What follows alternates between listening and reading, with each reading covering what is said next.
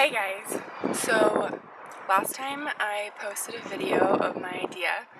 It was an idea to make 100 breakfast wraps and take them to Haight Street and feed homeless people to test my theory of how to get happier.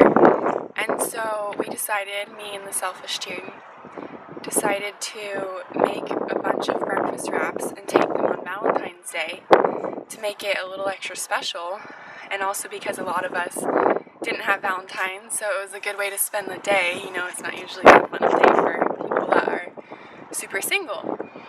And not that me and the Selfish Cherry team are anything but wonderful or total catches.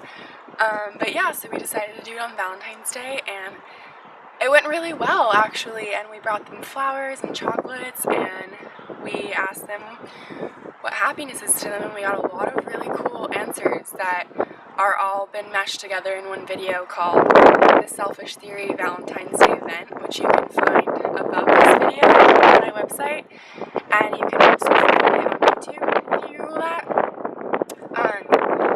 So what happened is we split up into pairs, and me and my partner landed on one girl in particular who was really, really special, and her name was Ashlyn Reed, and she just opened up to us way more than everyone else did.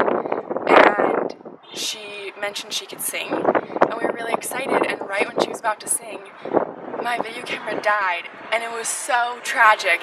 It was so bad, and I didn't tell her because I was so embarrassed, and I was like, oh my god, like, she's sharing her voice with me, and it just died on her. And so we left, and I told her I'd be back to maybe record some more, and I was just super bummed. And so that was on Saturday, and so the next day I went back and I searched for her with my partner Anne, and we were just like, we're not gonna find her, like, this sucks, blah blah blah, like, this is all my fault. And then all of a sudden we just see her, like, making music with all these guys in the park, and I was so happy, and I walked over to her and I gave her a big hug, and she was so excited to see me, and I had brought her a bunch of my clothes. And so, end of story, she ended up singing for me a song that she wrote called When the Time Is Right. And it was so amazing. It was so amazing.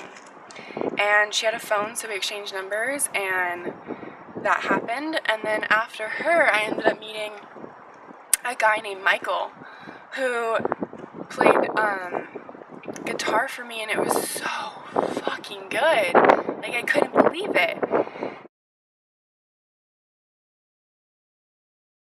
I want to be able to raise enough money, me, on behalf of the Selfish Theory team, want to in order to get a space for these guys to be able to practice and play and record.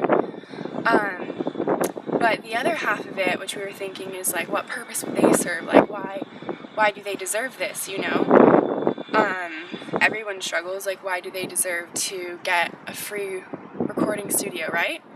So thought that they could teach music lessons for half the price of what you'd normally pay to learn songwriting, to learn musical notes, to learn guitar, to learn ukulele, to learn keyboard, to learn anything. These guys are amazing. I open it up to anyone who wants music lessons for half the price of what you would normally pay for music lessons in the city, because they can be kind of pricey. And these guys are willing to really, really teach you.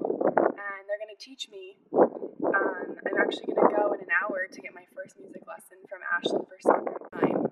Anyone who wants music lessons, just contact me at theselfishtheory@aol.com, and I can set up music lessons for you on Haight Street for half the price. And if it weirds you out, I can be there.